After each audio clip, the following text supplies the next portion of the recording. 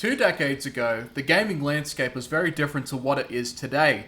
People, for the most part, still had a starry-eyed vision for the future of gaming as time progressed forward with improved technology and new game ideas that would then lead to new experiences. A lot of things had changed. As of now, it's an industry with a lot of mixed feelings and uncertain fates for those that remain in the industry, especially with all the layoffs that we've been seeing lately. But in the bubble of the indie world, it's only grown exponentially larger over the years as new engines and platforms and more games would cater to aspiring developers, as well as gamers that wanted to become developers or just wanted to experience new things, or old but familiar things, and tools that would make game development somewhat easier. Back then, it was still kind of new. People were making their own efforts to make games with whatever tools were available at the time, like Dark Basic or FPS Creator, or any of the early editions of the engines that we know today, like Unreal, making their own engines from scratch, which was hard as shit to do, and still is, to be honest. Licensed engines, like I said, like Unreal, or stuff like RPG Maker, and these were a lot of what indie developers had used at the time. But there were also a string of products that were part of an umbrella, with its foundations going all the way back to the days of the Amiga platform, the Blitz language, but more specifically for this video, Blitz3D. This is something that is part of the old vanguard of engines that people had access to at the time, when getting a license from engines like the Source engine was not always an option because of the price. It's not really as well known as it used to be, at least for those that were already versed in PC gaming and small indie titles. Blitz3D was something that took me back to the 2000s era of PC games with smaller studios or one-man developers doing their best to make a game using a language based off of another language that dates all the way back to '63, the language BASIC, created by both John G. Kameny and Thomas E. Kurtz during their time at Dartmouth College. It was a language that saw widespread use throughout the decades and would have different iterations or versions of said language, which would then become Blitz Basic, spearheaded by Mark Silby, a developer from New Zealand who would use it for the Amiga platform, which was a product of its time. Eventually, it would see usage on Microsoft Windows, and there would be a successor called Blitz Basic 2, which would then move on to other platforms including Windows, since Amiga by then was on its way out.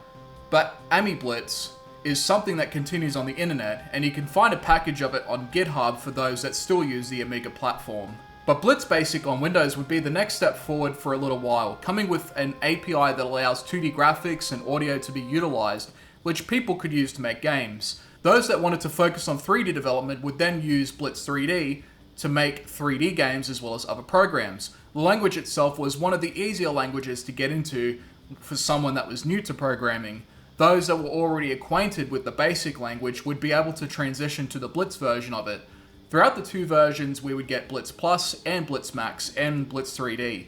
The former would provide control support for native GUI and backwards compatibility that would allow for apps to run on systems with DirectX 1. Blitz Max was a more realized version with more features to boot, including an updated syntax and object-oriented programming, originally made for Mac OS X, but then would get extended to Windows and Linux in 2005 and would be modified to be suited towards people that used OpenGL for development. As for Blitz3D, like I had already said, it was the 3D counterpart to the previous versions, and it would be the primary use for 3D development for those that wanted to make apps or games within 3D. Over the years, the Blitz lineup would get used less because of the availability of more powerful languages and apps across the industry, but people within the programming community would still find ways to test the capabilities of Blitz, and further tinkering would be made possible once they were open sourced in 2014, most notably Blitz3D and Blitz Max. But my familiarity with Blitz in general, although somewhat limited, comes in the form of my time with some of the games that were made with Blitz3D.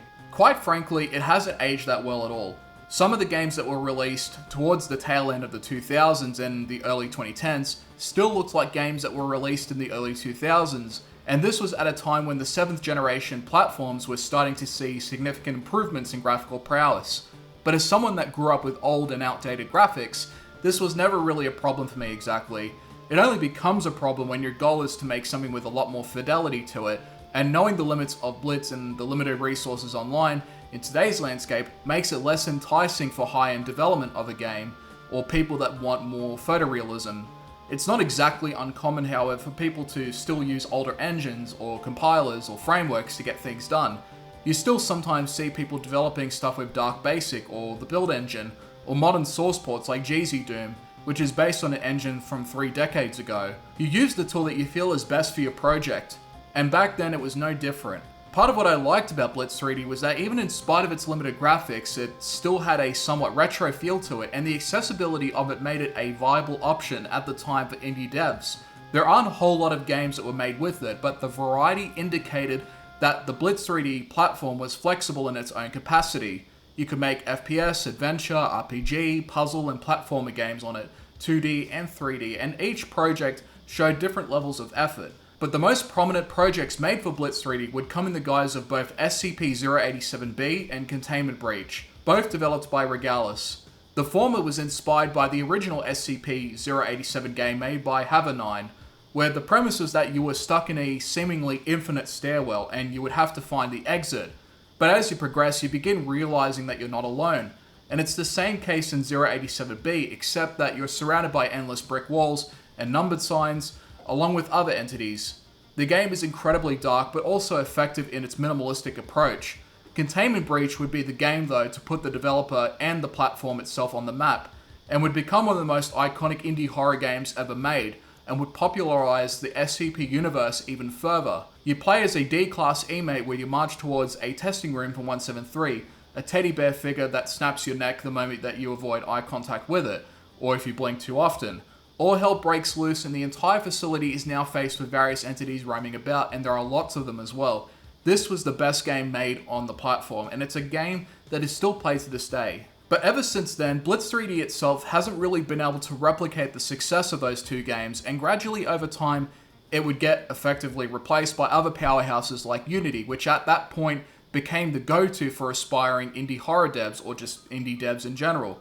It was an engine that was far more powerful and up-to-date, and had a large community of people that shared resources and tools to make game dev more accessible in Unity. Over time, more engines would pile up, including Godot, as well as the continued success and iterations of the Unreal Engine, being another alternative but for people that wanted more photorealistic experiences. Blitz3D was just too old and outdated to keep up, even with open source iterations or new versions of it. Some successes though for Blitz3D have been released and are continuously being worked on, such as Blast3D, which seems to be a more improved version of it, and within the BlitzCoder community, participants have been able to make some projects of their own with it.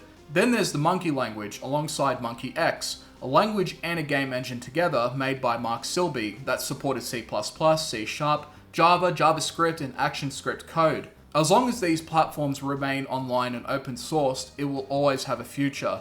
But it's one that only a few people will appreciate.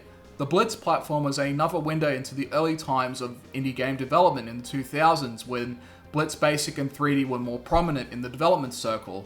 The games that were made with it reminds me of those times, and when I first heard about SCP Containment Breach back when it came out and how terrifying that game was, it was something that became a short and sweet experience that I enjoyed. And revisiting after all these years, my opinion hasn't really changed that much on it. But I know now that Blitz3D, the engine that the game was made with, is a platform that just had its time in the sun. And it's something to look at as more of a case study of early applications of game development, or an exercise in seeing how far you can push an old engine. There is value in older engines, and there is still value in stuff like Blitz3D and its successors. People still make projects in them through technical demos or graphical demonstrations or entirely new mechanics that could make for a good game one day. If you want to find out everything you can about Blitz3D itself, then the best place to go to is the BlitzCoder website. It has all the resources you need and a dedicated community there that can help you out, especially if you want to make a project of your own, since Blitz3D and other Blitz platforms nowadays are deprecated, but are made available because of their open source nature now. Plus, if you're interested in other languages like BASIC, then using Blitz is a great way to practice utilizing something that you're already familiar with. The only barrier, of course, is having to get used to older applications, as well as software like Maplet, which is the map editor used for levels when developing with Blitz3D, as well as just using an older language that isn't as commonly used in game dev, such as C++ or C#. But if you want indie and something that is historically retro, then remember that Blitz3D and its other counterparts still exist. Stay tuned, and thank you for watching.